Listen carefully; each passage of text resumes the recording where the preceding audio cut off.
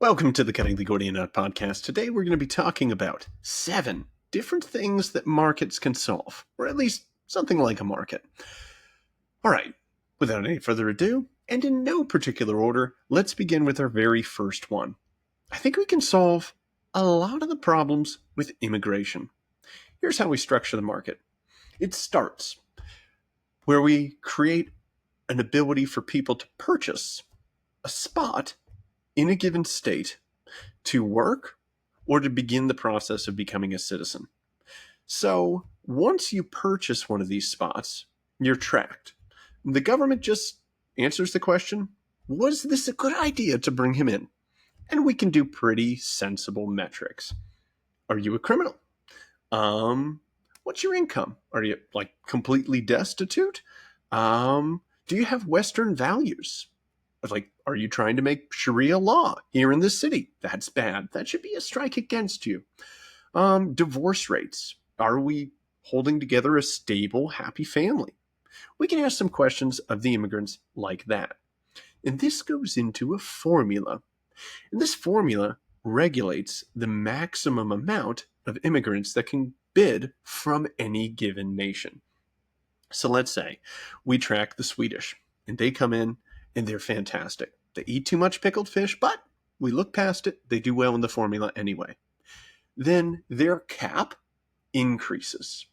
And we can have it increase in proportion to, let's say, how much they outperform the natives that we can get a representative sample from.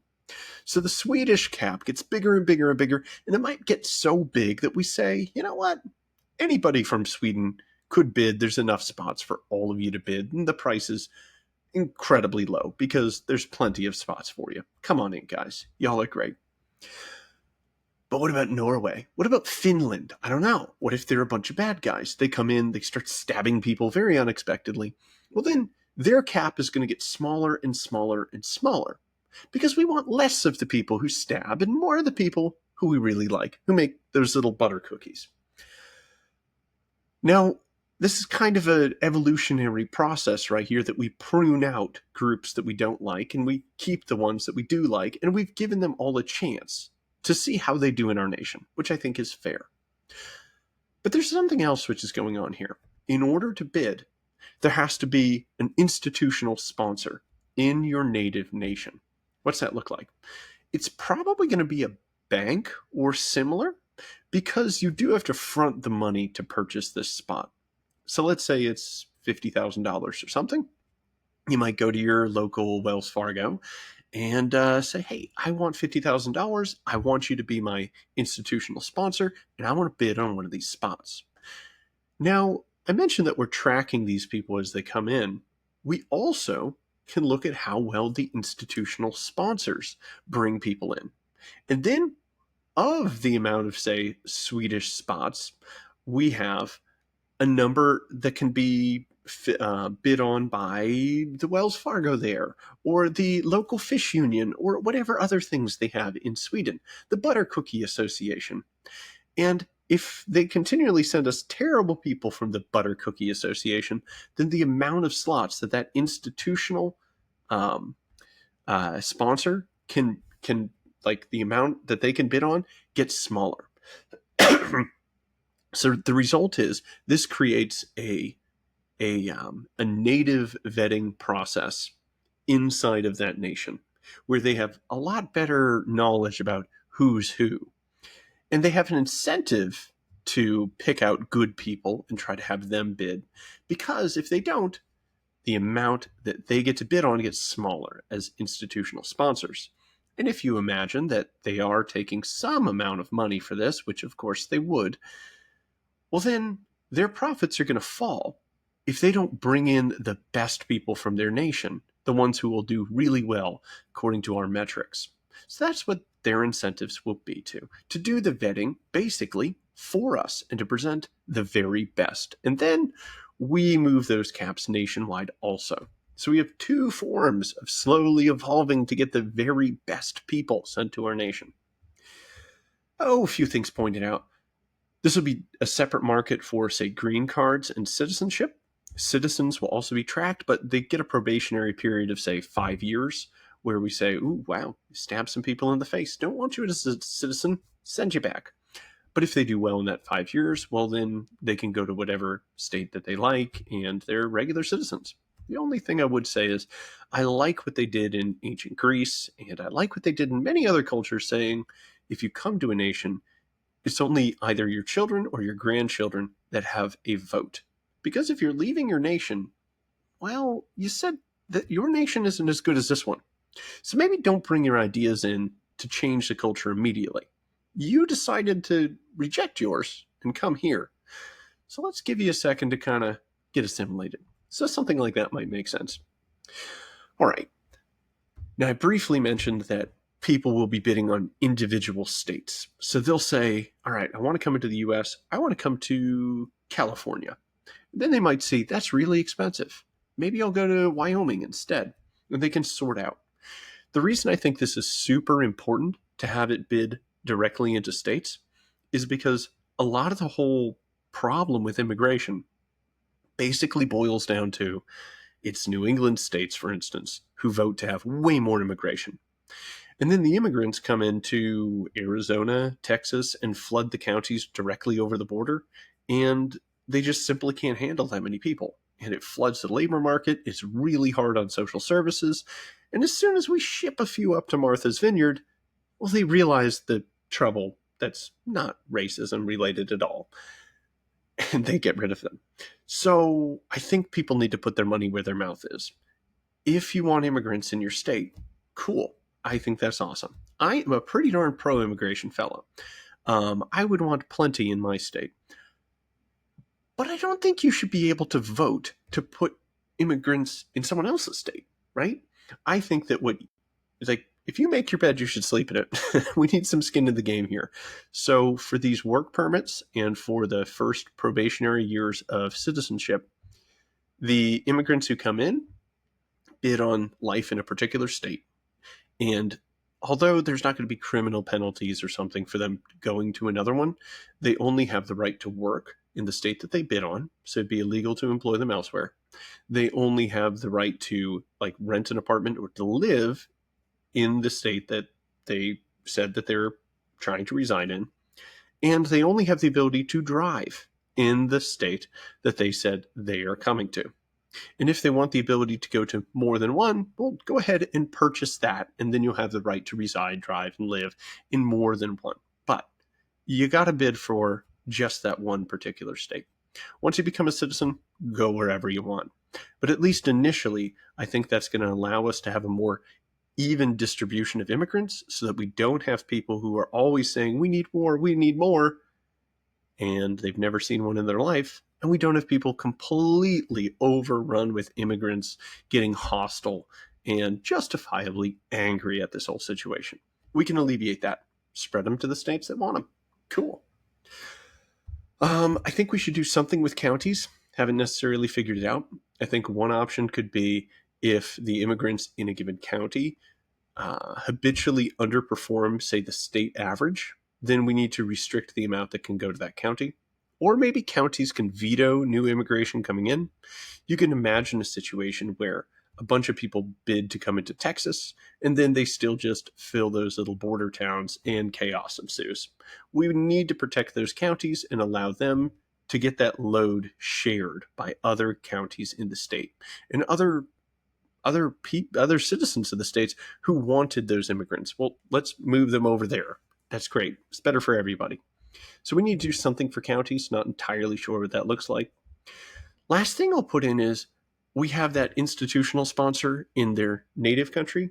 I think I want some type of sponsorship program in our country too. And it would probably be in the same county or city.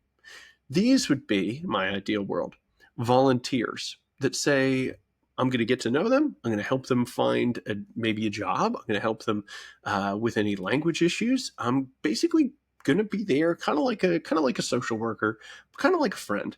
And I want it to be an unpaid position because I want the people themselves in these areas to stand up and say, hey, we want to invite them in out of the goodness of our heart. I think that's right. And if there's nobody who's willing to do that, Well, you know what? I don't think we should force this upon people. However, I suspect that churches and civic groups and also employers will actually take up this mantle. And that will be great to have people inviting and welcoming these people in and incorporating them into the social and economic fabric of the United States. That's what I want to see. Okay. Do. I think that if states end up having their immigrants just go rogue, everybody's stabbing people in the face over in Georgia, then we need to restrict the amount that Georgia can take in, because whatever Georgia's doing, things aren't going well. So maybe if you underperform the national average, the amount in your market that's up for sale gets smaller.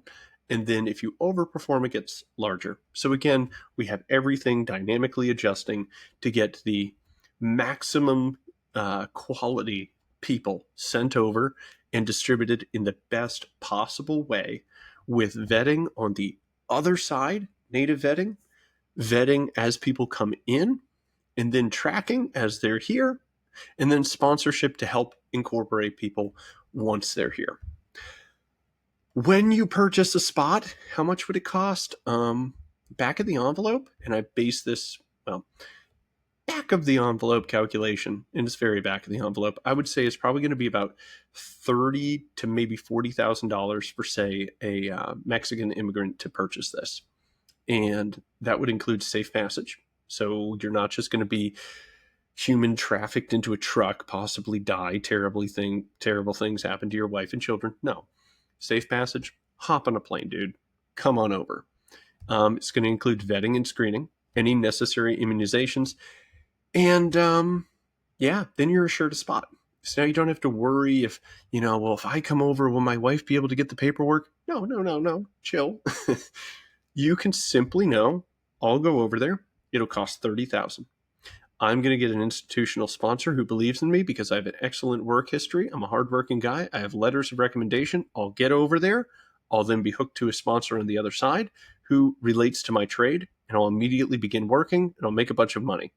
And then with this money, I'll easily be able to make the payments not only on my own immigration, but also on my wife and whoever else's immigration payments too. So I'm comfortable to go ahead and bid for all of these slots.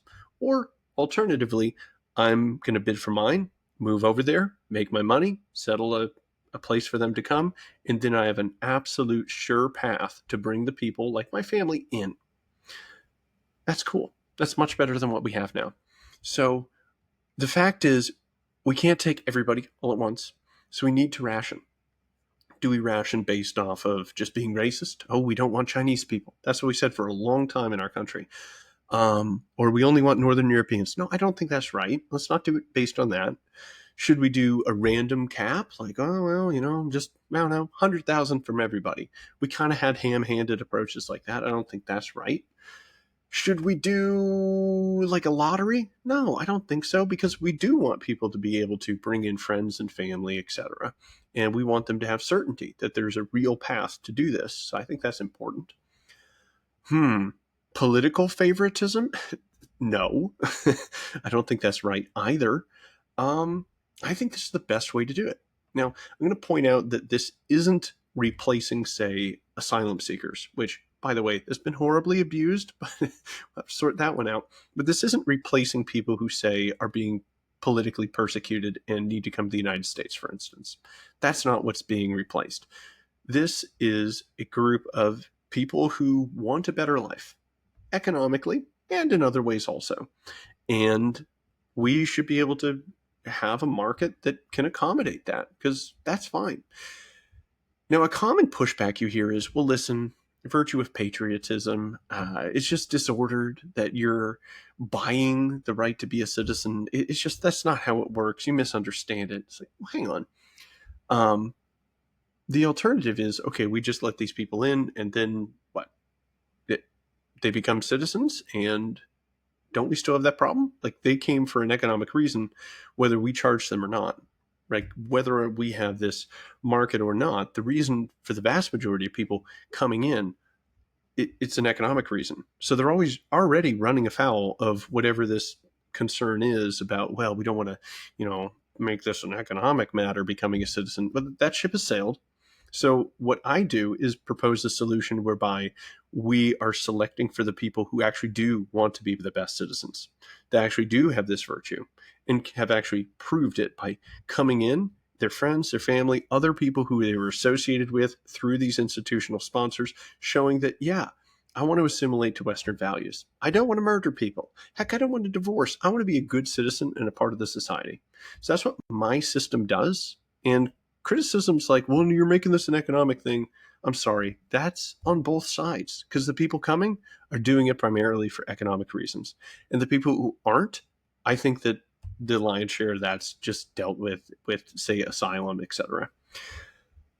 Yeah, I think that's the best way to kind of regulate that. All right, cool. Much more to say.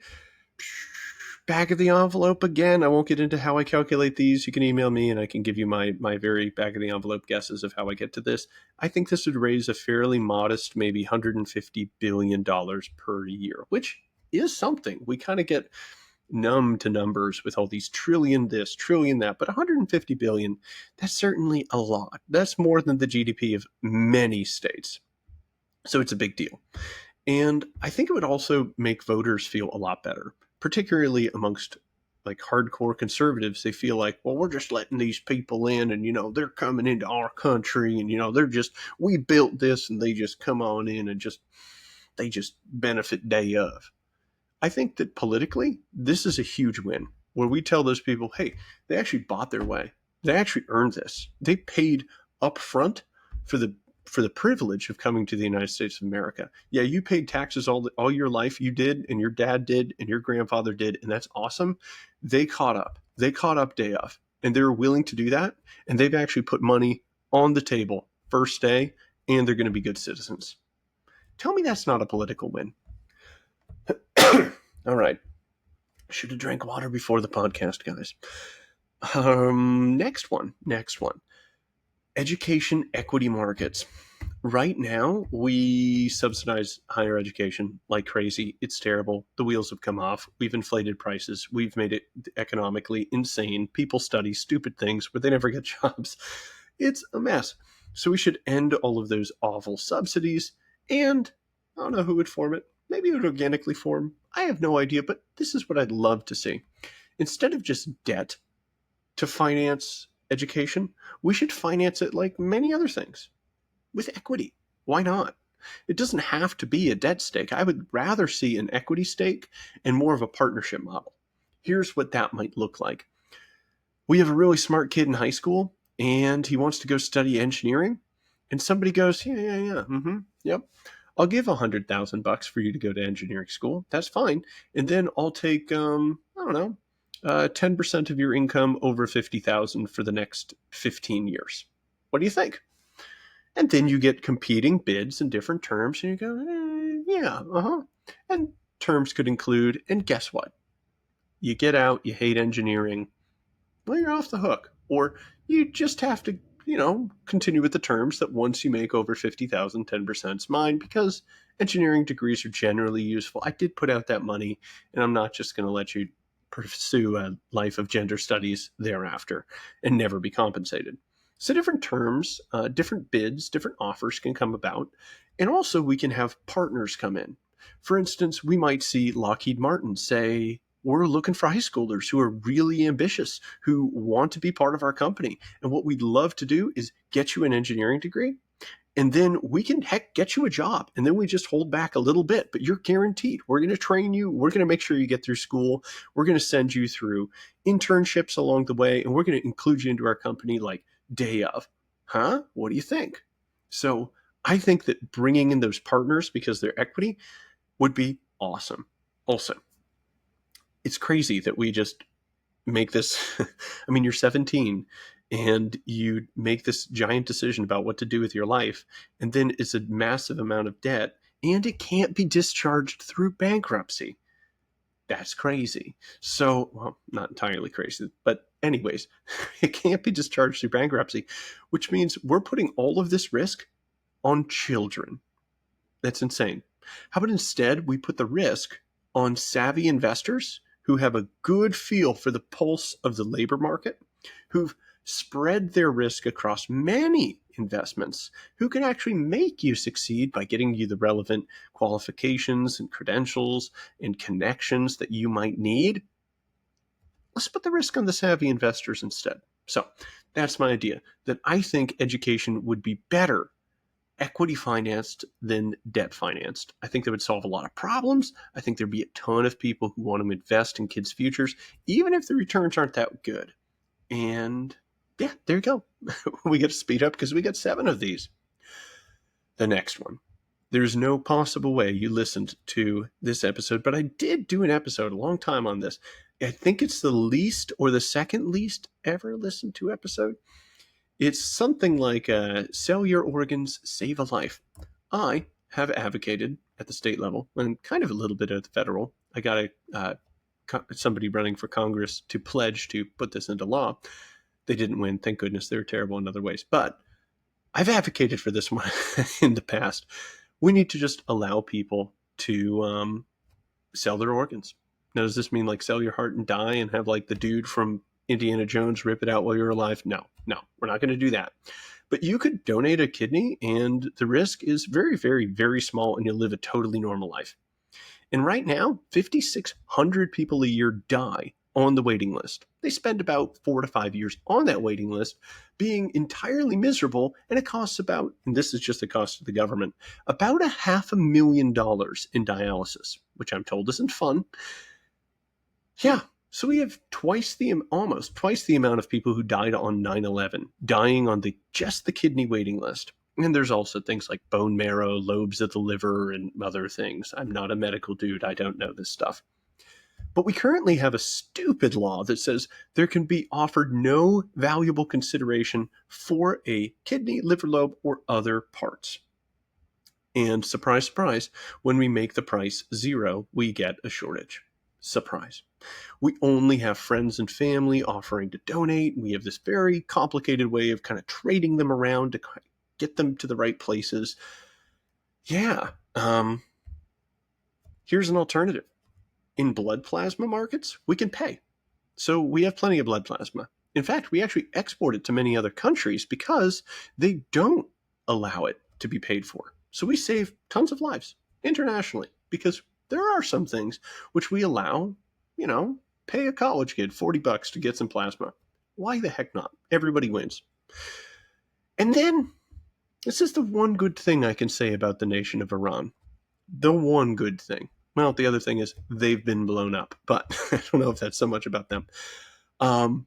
They actually have a market where you can just purchase a kidney. And it's not like they're sitting in a store or something, but there's people on a list who are healthy, who are qualified, and we know what type of blood type and everything and what they would be compatible for. And then they'll get a call. Hey, great news. There's somebody who can give $40,000 or whatever the going rate is. I don't remember what it was in Iran. In some article I wrote, I figured out what it would be in the US. There's also poll data on this, what it would cost. And then there you go. That small amount of payment, people say, well, I'm going to be out of work. It is scary. It is risky. There's a lot of, stuff that makes me not want to do that. But yeah, I'll do this really great, awesome thing. And cool, I'll take the cash. Awesome. And it saves a ton of people. Now, I pulled the following from an article I wrote a very, very long time ago. So we're all in for something. It's questions and objections to this idea. So here we go. Let's just go ahead and read them. The first objection is, doesn't paying people money to donate their organs pervert the donation in some way? And these are all pulled from real conversations and objections I've heard people have. And I give 3 different answers. First, people have a right to use their body to save other people's lives. And this is not prohibited when somebody joins the police or the military in order to protect people. Instead, it's applauded, and for good reason. The fact that these people take on risk to themselves and are paid compensation in no way diminishes from the work they do. And it would be foolish to no longer pay police or military to protect us with their own bodies. Because nobody would be able to even afford to be a cop or a soldier, despite their intentions. Likewise, paying donors to take risk to themselves and to bear hardships to save others in no way diminishes their actions. Next answer. The donation is a kidney. The kidney doesn't know if it was bought, given, or dropped from the sky. It filters blood and saves people from certain death. So how again is the kidney perverted through sale? And next. Oh my goodness. In one hand, put this nebulous feeling that your question poses. In the other, put somebody's life. If the human life doesn't outweigh your feelings, then please use at least one of those hands to slap some sense into yourself. Whew. Sassy Jake there. The next objection. Well, the person who needs the kidney could be extorted for untold sums of money by the person who has the kidney, so it should remain illegal to have a market which is essentially purchasing human life. 3 answers. 1. Maybe this could be true if only one person had the kidney that you need. However, there are 325 million more than, well, that shows how old this is, people in the nation. Almost all of them have 2 working kidneys and only need 1. So there is not a monopoly supplier in this scenario. There are billions in the world, hundreds of millions in the nation, and tens of millions of people who could supply this in the state. So no, you're not going to be extorted by a monopoly supplier. Next answer. Drinking water is necessary for life. Instead of having 5 years to live, you only have about 3 days without water. But does your local water company or does Walmart extort people for all of their money in order to get a gallon of bottled water? Of course not. There are multiple suppliers, and the one with the best blend of quality, price, convenience gets your business. And finally, products necessary for human life must be provided by the market. Imagine it became illegal to sell food because it was essentially selling human life. Farmers would have no resources sent to them for farming and no economic incentive to produce food. They would only be able to make food for their own survival and maybe that of their friends and family. Black markets would emerge, lots of people would die, and the whole idea that human life is valued more in such a system would be shown to be laughable. Sound like the organ market? You bet. And finally, this is objection 3. Okay, with so many suppliers, the suppliers would be the suppliers would be taken advantage of. Poor people would have their kidneys ripped from them. Pennies on the dollar. Answer.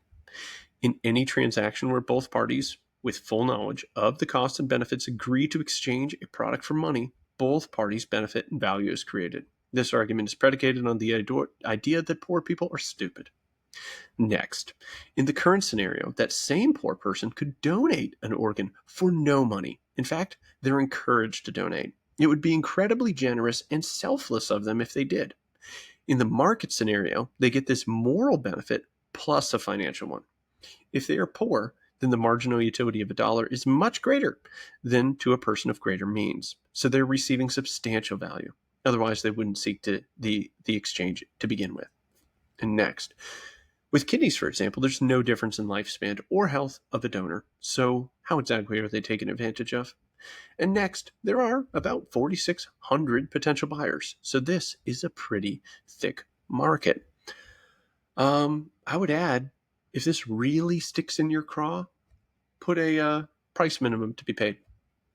Done. Bob's your uncle. Oh, wait, we have more. Oh my goodness, we have more objections. Let's read them. Poor people couldn't afford an organ. Answer. Polls indicate that a reward of only $10,000 per donor would be enough to raise the supply of donors to meet demand and eliminate the waiting list. My estimates indicate a number closer to 33,000. Nevertheless, this is far below the cost of even a single year of dialysis at $89,000 per year. Remember, the average wait time is 5 years, so without factoring medical cost inflation, financing costs, this is $445,000. When adding in costs like lost wages, disability, cost of government welfare programs for low earners, and the accompanying cost that could include home health care or transportation, the final number is within spitting distance of $1 million per person. So if the poor person can't pay for an organ, the state could afford to subsidize this many times over with the money it saved in welfare or gained in additional tax revenue almost instantly. That's true. The government pays, I think, as of recently, it's around $500,000. So $10,000, $33,000, I'd be like, done. Sure, paid. Save a huge amount. Next. But what about the good people in dialysis clinics that would be out of work? What about the other medical staff that would be unemployed when they're no longer needed? This is one of the biggest employers in my district. This was originally written to some people in state government. Answer. Fun fact. Human life is more important than both the jobs in your district and your political popularity. Answer. Sure, these particular jobs would be lost. However, the displaced labor is the measure of efficiency. And it goes on talking about that. I'll just add one thing. Imagine you, listener, are a lawmaker, and you live in a world where there's already a perfectly reasonable market for organs. Maybe it's run by hospitals, healthcare providers. Maybe it's run by the state. I don't know.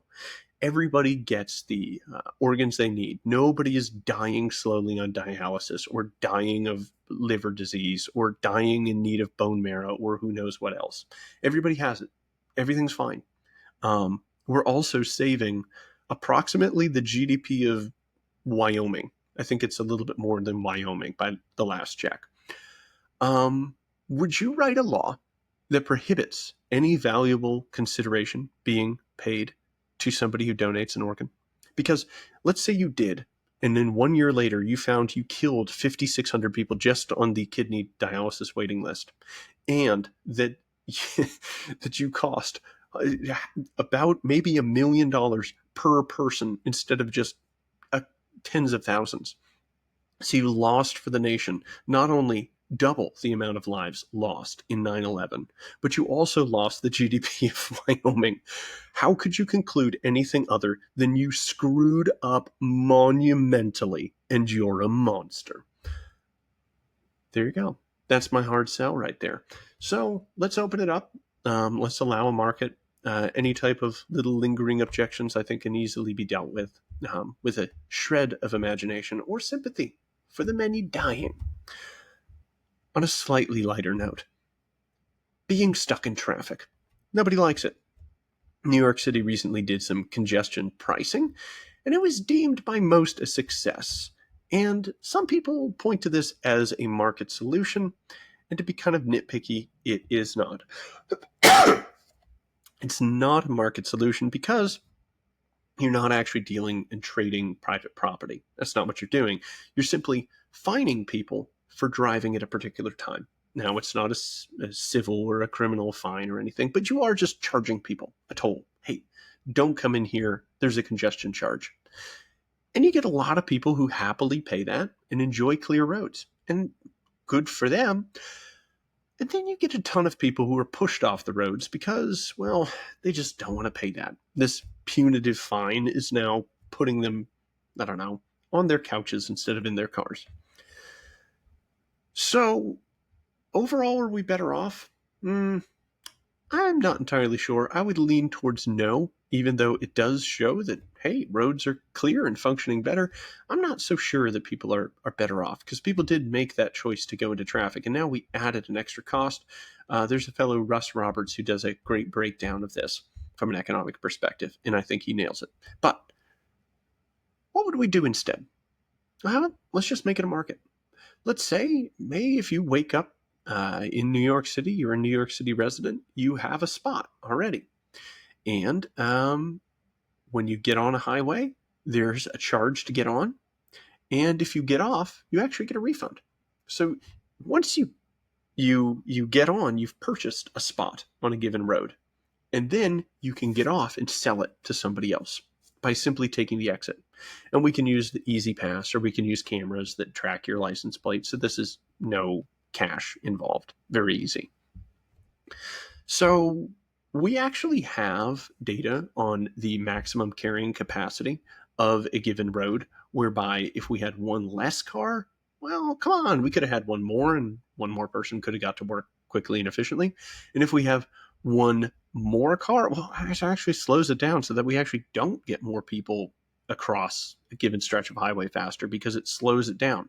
There's like a point where we have the maximum amount of cars moving at just the right speed, right?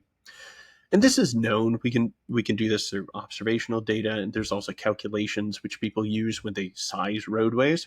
So this is how we create the supply.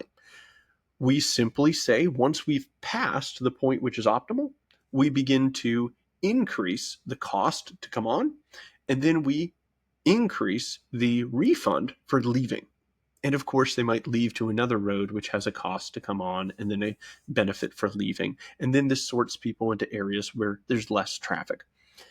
Now, when we do this, we could, and this would be my recommendation, try to keep this as like a net zero. It doesn't actually create any revenue. It simply compensates people for giving up their spot, and the people who are most willing to do it will do it first. And then the people who really want to get on always can purchase a spot, and that just funds more people coming off the highway. Now we make this entirely public so that Google or Apple Maps or whatever Waze can take this data and then build it into how you navigate places. So you could tell it, bring me the cheapest way here. And it will know the average cost across a given Tuesday, and it will get you there in the most economical way. Or it could give you a little slider, and it shows speed and cost. And you pick the balance you want, and then it will intelligently route you through the roads which are the ideal balance of how quickly you can get there and how much it will cost you. I think that'd be great. That's an actual market. You're buying a spot, then you're selling it based on an actual exchange that you're doing with a real other person coming on or coming off of a highway. There you go. That's how to fix traffic with markets. Few more. This is an app idea. I guess you can steal it. Cut me in if you do. I was a manager of a restaurant many, many moons ago, and we were looking at different scheduling software. And it was all terrible and very cumbersome, and it was also quite expensive. And my boss said, well, what would you do? You're so critical of all of our scheduling features and stuff, because I had just done it with a big color-coded, conditional formatted spreadsheet that would show lots of things. I said, well, here's what I would do. I would allow a bit of a market to go on, because we have certain issues, like maybe lots of people want a Friday shift and nobody wants to work a Tuesday morning. You can solve this by just basically forcing people into this and then benefiting other people. Or you could lay out a basic schedule, and then people could use points in this app to bid, either positive or negative. So they might say, hey, if anybody gives up their Friday shift, I'll give 100 points. And in order to get that 100 points, you might say, somebody who got a Monday and Tuesday shift wants to give it up, and they will pay 50 points each for somebody taking these undesirable shifts. But gee, I'll tell you what, I got nothing else to do this week. I'll take the Monday and Tuesday, gather 100 points, and I'll use that to purchase a Friday shift that will make me lots of money. And not only does that allow people to make those types of decisions, but they can also do it across weeks because they can keep these points. And there's always the issue of trying to get shifts covered because something came up. It's kind of a weird workforce. It's not so regular. A lot of college kids or whatever else. So in this case, typically you say, hey, can I trade my Wednesday for your Thursday? And they go, I got to make money that week. Or, man, I could take that one if Cindy takes my shift over here. And Cindy says, well, I can only take that shift if somebody, maybe Bob, could take my shift over here. And then it gets incredibly complicated where you have to have this whole thing hang together in order to get this one shift covered.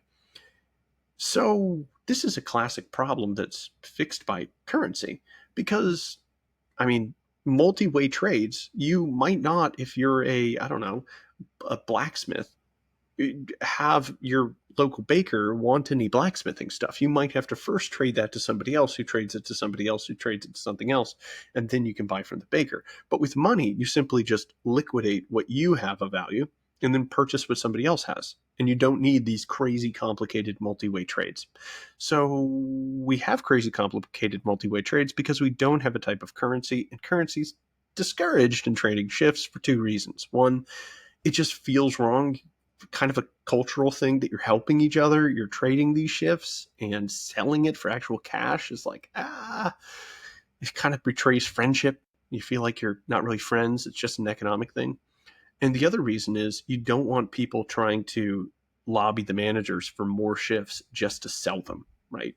So for those reasons, we could use points native to an app, but we wouldn't expect an actual market to form otherwise. Um, There you go. That's most of it. So you could use this as an incentive. Managers could simply say, hey, great job. You did X, Y, and Z. I'm going to add 100 points. You can use that to buy yourself a vacation or get some shifts that you really like, and bang, Bob's your uncle. In back office stuff, you could say, let's rate all these employees, and on a Friday, you're locked out of bidding for a Friday unless the cumulative points are 150. So if everybody's rated a 2, and you're going to be surprised as a manager to have all of your worst employees when you didn't schedule that, that'd be a problem. So we'll simply block that out in the back office. So some people will be shaded out from being able to bid for stuff because it wouldn't give enough quality employeeage to a given shift. So there you go. If anybody wants to help me make that, and we can sell it and make $1 bazillion, reach out to me at the GordyandKnott101@gmail.com. I think we can make some money on that one. 2 more. And again, no particular order. This one is some sort of environmental resource management market / conservation market. How do we do this? I have no idea, but I do know that we're not ever intelligently dealing with trade-offs. So you got the white-tailed snow beaver, and he's building this dam over here, and somebody else wants to drill for $10 billion worth of oil. How do we figure this one out? Maybe just say, well, I don't like oil. I think it's morally bad and blah, blah, blah. It offends the sun monster. And I love the white-tipped snow beaver. So screw the oil company, save the beavers, done. Well, I understand some people might have that feeling, but what about offering more options? Like, what if we just listed all of the potential good things we could do, like saving the black-footed snow leopard? I don't know, everything's in a snowy environment, but whatever. Well, what if we could say, we'll make trades. We will allow drilling over here, and sorry, beavers, I'm sure there's more snow beavers somewhere else. And then we take the money that we raise from selling the drilling rights in this land, and we can use that to protect the redwoods, or to fund a system of controlled burns in an area where not only the ecosystem requires it, but it's necessary for human safety. Cough, cough, California. Well, that would be a trade that might be worthwhile. I was a guest lecturer at an environmental economics lab many moons ago, something that's come up in many other podcasts. But I asked the class whether we should be in the Paris Climate Accord. And everybody's, yes, of course. Lots of virtue signaling. Okay, cool. So I came up with what the cost of that would be, and it was trillions. I said, well, we don't have infinite money, so let me ask you this. Given that the Paris Climate Accord, our being in it, only forestalls global warming in the best case, it's something like 27 days. By the end of the century, we'll forestall it by 27 days or something like that. I'd have to look back. Would you instead want to use that, I don't know, $4 trillion to protect the entirety of the rainforest? Because if you look at the prevailing land prices and you multiply it by the square area, it's in the ballpark of staying in the Paris Climate Accords, which we are now out of, guys. Oh, and we cut our emissions by more than pretty much everybody else because we got a lot of natural gas. But anyways, they were shocked. They never even thought about making that trade. Like, well, let's say no to being part of these stupid regulations that don't do much. And then if we do say no to that, we get to say yes to something which has much higher impact.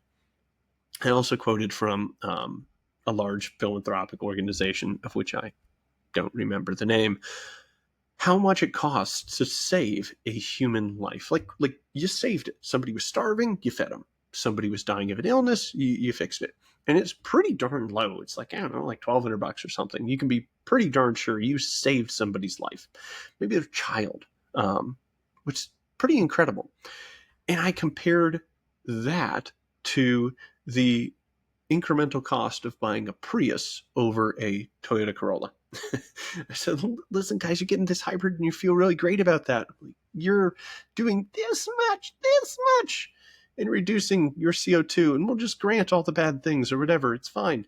And we'll completely forget about all of the bad things about creating the battery and disposing of the battery. Let's just forget all that and say that it is a good. We could save, it was like 2.5 or 3 people's lives. And one girl in the class just started to cry, presumably a Prius owner. But I think that's something we need. We need to be able to actually list these things. We need to trade these things, and we need to make much more intelligent decisions about, well, what do we actually want to save? How do we do the most good? How do we steward things the best? Because we're part of the natural environment too, and we need things ourselves. We need energy. We need timber. We need all of this stuff.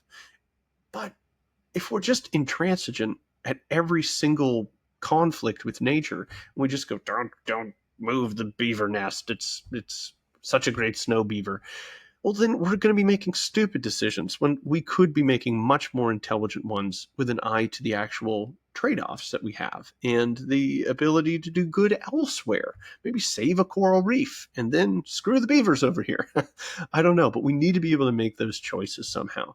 And I'm sure we could dream up a market to do such a thing. Which brings us to number 7, the very last one. And that's something that I've brought up a number of times. I call it the development dividend. That is, it's just an amount of money that goes to homeowners, probably in a given area, because somebody developed a piece of land nearby. And yeah, it's a crude method. We basically give money to the NIMBYs so that we can have people have a home. We don't have enough homes being built. The cost of housing is skyrocketing. Great for me because I build homes, but bad for everybody else. And yeah, it's because people block out building and land. I mean, that's like number one reason. It's because governments say, oh no, we don't want more development here or there. And it inflates the property values, at least for a long time, of the people in their area, and it keeps, I don't know, trucks from going by or whatever else. They have political incentives from the people in their county or city to stop development, and that hurts people, but it helps their people, so they do it anyway. That's where we get the NIMBYs. So let's just make a process by which you can look at some land and say, hey, it's zoned agricultural. It really needs a community here. We need a bunch of houses. I will pay $100,000 to have this big chunk of land, the zoning I want there. And then this money goes to, I don't know, everybody equally, or the people who are along that street, and they get a development dividend. And this changes the political incentive where people say, hey, city government, how come you aren't getting more people to come and build in our county? We really like it when we get random dividend checks. We think this is great. Why could you get like a big factory and they'll get a big fat development dividend? And of course, if they try to pursue this by jacking up the prices, well, then the neighboring counties will simply undercut them and people will go there instead. And then those same people will knock on their door and say, hey, how come we haven't gotten a development dividend? And they'll say, oh, because, well, we've been really trying to shake people down for a lot of money. So, okay, we'll bring it down below what the neighboring counties or cities are doing. And then we'll get you a development dividend, guys, because you want those now. And this is how we get rid of the NIMBYism. So it could be to rezone. It could be other land use regulations. Could be to skip things like setback requirements, like okay, it needs to be 45 feet from the road. How about 35 feet? Okay, you can buy a change in that for $100 a foot. Move your house closer to the road. Who cares, right? So we actually have prices, and they're posted, and they're equal, and people can pay them. And this is a huge upgrade. I once called Augusta County, Virginia zoning office. I was looking at buying a piece of land and I thought, oh, this is great. I could subdivide it. I could put some houses. People need houses. I need to build them. This is wonderful. I just got to check if I can do that with zoning, because even though it might be your land, there are annoying people who think it's theirs and can tell you what to do. So I called these awful people. I called these people and I told them I want to subdivide and do this and build these houses. And they said, no, you can't do that. No, because there's a minimum size. To which I replied, right, but there's another developer who's kind of like more connected with government and is a lot bigger than I am. And right across the street, he split them. So can't I do what he did? They go, no, he can divide them smaller, but no, you can't do that. Like, so wait, you just decided because like you'll just give him permission, but not me, right across the street, just because what? Like, this is entirely unjust. So I gave them a very long lecture on how that was incredibly corrupt and contra justice and that they were being evil and terrible. Yeah. And that's really bad. The idea that we have these rules based on like, well, are you friends with the people? What did they wake up on the right or the wrong side of the bed in the planning commission? This is not the way that we do things. If we actually had prices, then we'd have predictability. We would have competition. We would get to some equilibrium where the people in that county would feel comfortable with development, would be happy about that, and people would be able to come in and develop where they thought was best for the people who would come to live there or work there. And the market would function better, and the world would go round and round. And we wouldn't just have a bunch of people taking wild guesses about what the world needs and pushing their vision instead of, well, what actual people are demanding. So there you go. Those are my 7 suggestions. Running through, I think we can do so much for immigration. It's going to make people who don't want immigrants feel a lot better that they paid their way to come in. It's also on the other side for people who are very open border, kind of more liberal, actually have to put their money where their mouth is and deal with any problems that do pop up, because they're not just going to, some border state. They're coming to you now. And hope it goes well. We're going to find out, because we're going to track things like crime and divorce rates, etc. And it's going to allow us to get people who are excited about being great citizens. We're going to have vetting on both sides, people who really have an incentive of finding the best people that will fit our formula, that will come into our country successfully. I think this is a big winner, and it will raise money. It'll be great. And we had education equity markets. It's crazy that we put the risk on children and not investors when this is in large part an economic good. Now listen, you're going to go study philosophy. Maybe this isn't the great equity investor place, but maybe it is. I don't know. Or maybe we can have a group of people who just really love philosophy fund this. Cool. And they'll take little to no return. But again, we're not just pushing, debt on these people, and we're not subsidizing it. And by we, I mean we who went or did not go to college subsidize stuff for people who did, even though they tend to get more money. This is crazy.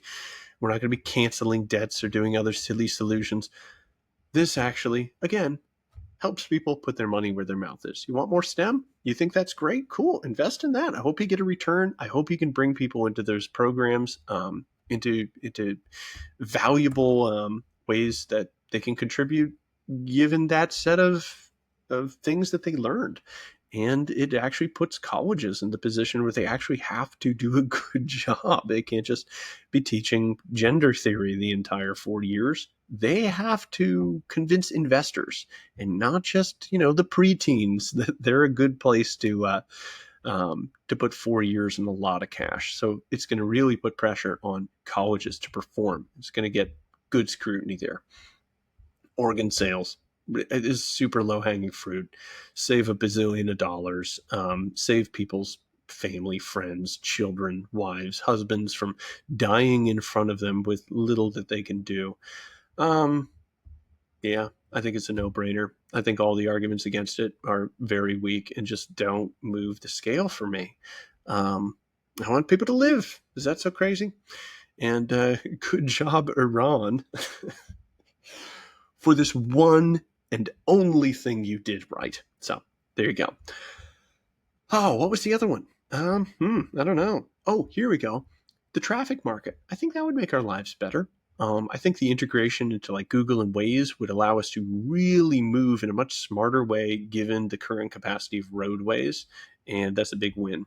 The app, guys, seriously, somebody who can create an app, contact me. We'll split it somehow. You can take most of it. TheGordianKnot101 at gmail.com. And I think that's going to make people's lives better. I also like the idea that we could extend this across multiple businesses. So we could even set up something kind of like a temp agency. You can get ratings for how good of an employee you are, what skills you have, and then maybe, hey, you're at an Applebee's and a Ruby Tuesday needs a host. Well, they could get on this app and say, hey, we need a host. Who's qualified? This person, bang. And then say, we'll give you a bunch of points if you come over here. And we could actually open it up for similar companies, right? Why not? So I could see it expanding, getting good network effects, all of that. Nah, I won't get into it. Environmental resource and conservation markets. We need to let people make intelligent trades and not just grandstand morally or push something which they think is, whatever. we can do this. And finally, the development dividend kind of program. I think that's great. Skip regulations, skip a lot of zoning things. I think we should also be able to buy a waiver for a lot of building codes. And I don't mean make the thing fall down, but I do mean, I don't know, insulation requirements. Sometimes it's incredibly expensive to do so. It will never pay off at these interest rates, and it just doesn't make sense anymore. Especially if you say sprung for an expensive HVAC unit, it might not make sense to add that marginal insulation in your attic. So let people get a waiver and say, give them cathedral ceilings. Yeah, they get thinner insulation. And yeah, I know it's over 500 square feet of cathedral ceiling space. And bite me, I have a waiver. It's 600. I can build it anyway. Or I'm going to build something under the square footage requirement because people want small houses sometimes. So get waivers that people can purchase. Also, make that public and make that competitive with other areas people could be building. And I think we're going to see home prices fall dramatically and people be made much better off. Well, those are my 7. If you guys have any ideas, email me, thegordian.101.com and at gmail.com. There you go. And I'd love to hear what you guys have to say about these. I wasn't able to get into all the questions, objections, and numbers, but hey, you got a podcast. So count your blessings, and I'll talk to you on the next episode. Guys, thanks so much for listening. Getting the channel back up and going. So share it with at least one friend. Scroll through those episodes and go, this guy needs to hear about fill in the blank. Send it to a friend. Really appreciate that. Get the listens a chugging again. All right. God bless.